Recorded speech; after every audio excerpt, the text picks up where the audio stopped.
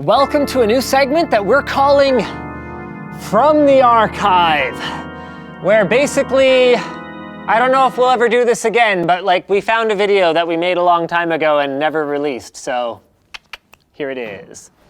It's not often that I do an unboxing anymore, and the reason for that is actually a good one, because I think there's more value to other parts of the experience with a review or a build guide or a build log or whatever else.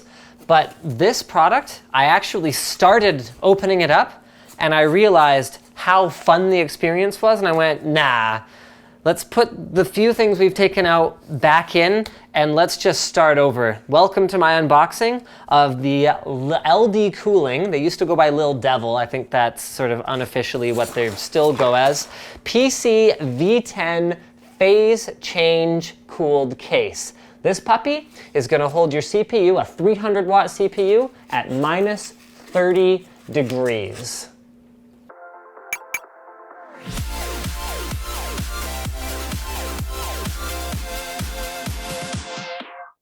GFuel is the sugar-free alternative energy beverage to maintain focus and endurance in long days and gaming sessions. Use offer code Linus at the link in the video description to save some money.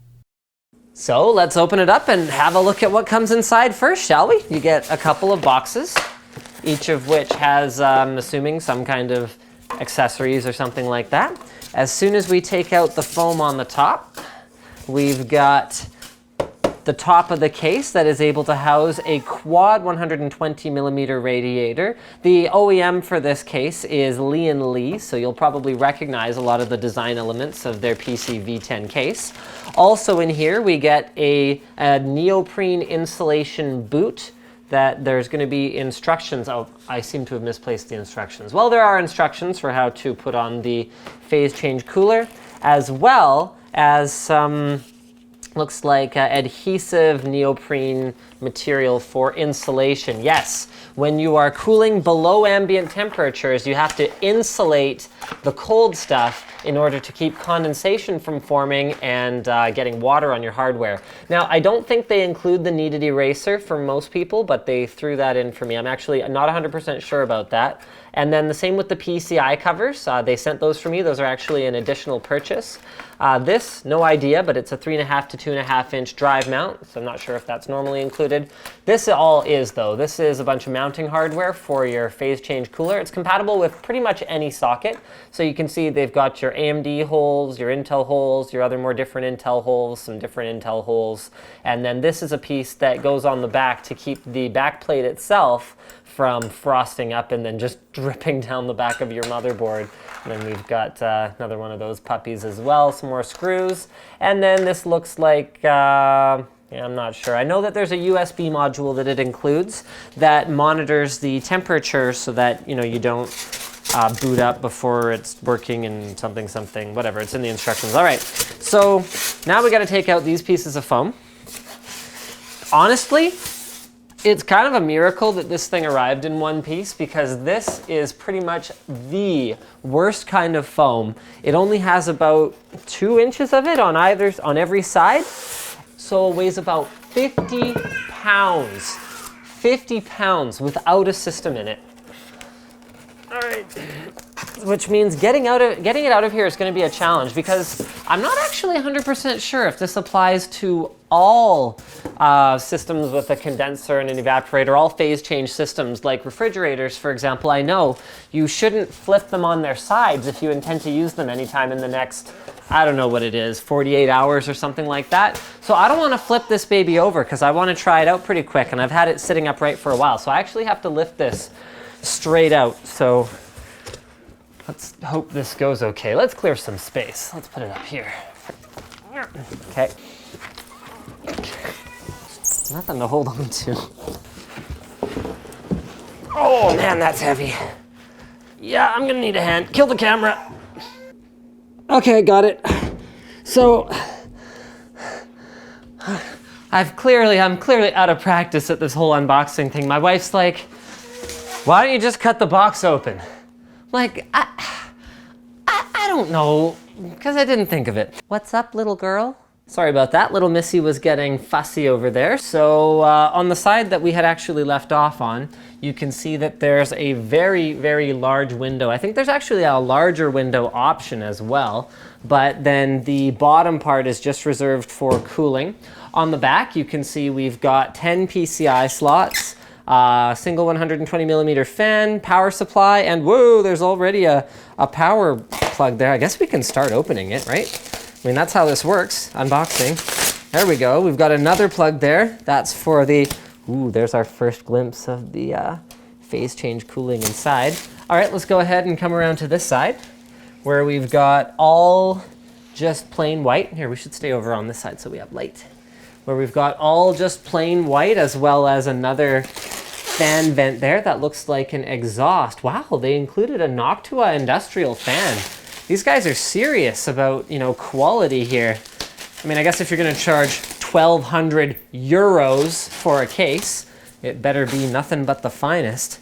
And then finally, that brings us around to the front where we've got 4 5.25-inch bays, 2 large intakes, the USB module thing, as well as our front switches.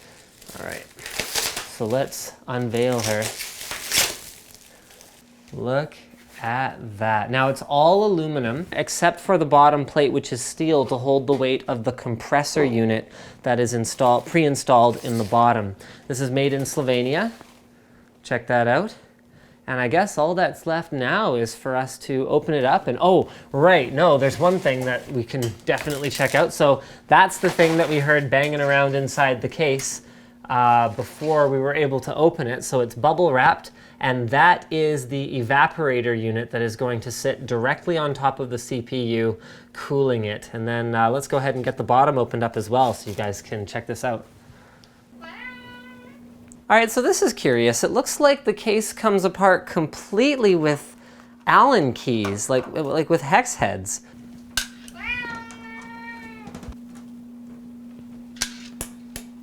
All right, here we go. Left side panel off. So there's our window. In spite of no protective covering, it's in pristine condition.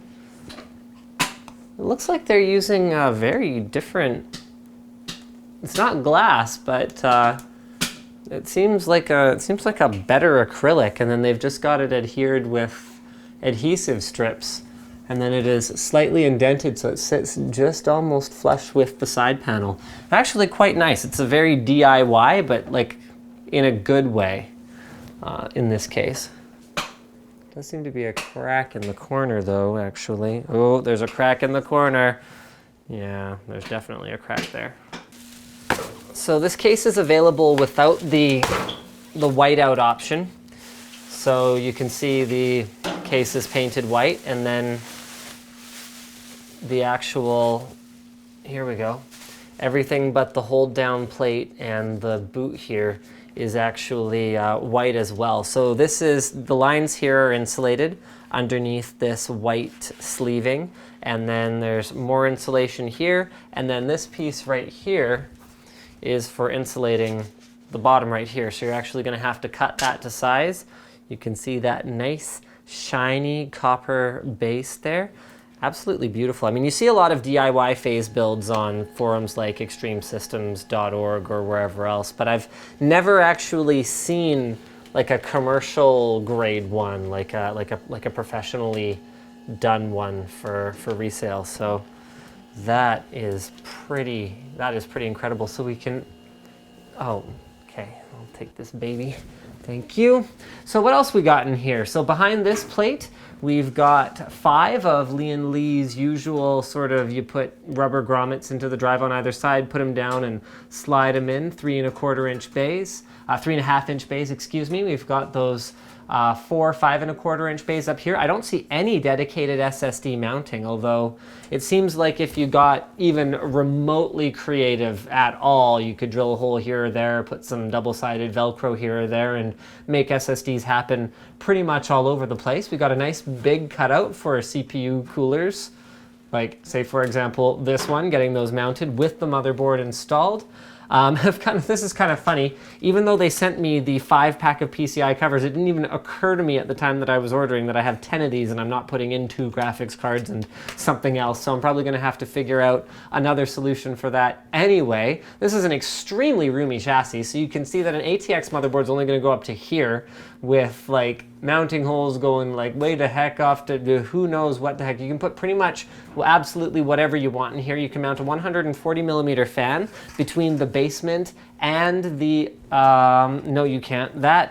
Oh, that's weird. So you could, yes, you could screw through this side and mount a fan on this side, blowing up at a graphics card or something like that. But actually that's going to be for your power supply if you wanted to have it have top intake or something for some reason. So let's go ahead and open up the basement and get a better look at the compressor. All right, here we go. Last screw. And there it is. Oh, Dat Noctua. Okay, so I'm not a phase change expert by any stretch of the imagination. The closest I've ever been to anything like this was the one time I did sub-zero cooling, and that was with chilled liquids. So I bought a window AC unit and then basically submerged the evaporator in liquid and then pumped that liquid around to my CPU and I believe my GPU at the time. No, it might have been just CPU. Anyway, the point is, this is a totally other ball of wax. So the evap head is up here. We know this. So this is all insulated very nicely, very professionally glued together, blippity bloop. This is the condenser. So this is where so the liquid basically boils on the CPU, then it gets brought back around, and then this is where it has to go from a vapor back to a liquid. So this is the condenser. So that's a 140 millimeter fan on there. That is a pressure optimized fan. The manufacturer does recommend cleaning out the front very frequently because this is going to do all the cooling. This is what does all the cooling. So then once it turns back into a liquid, it comes back over here and then around and bippity boop, around and around we go. So this is that USB control board that I was talking about before. So this is where we've got, it looks like a K-type temp probe that goes presumably right up to the evaporator head. So that's going to tell it how cold things are running and going to tell all these other things what to do.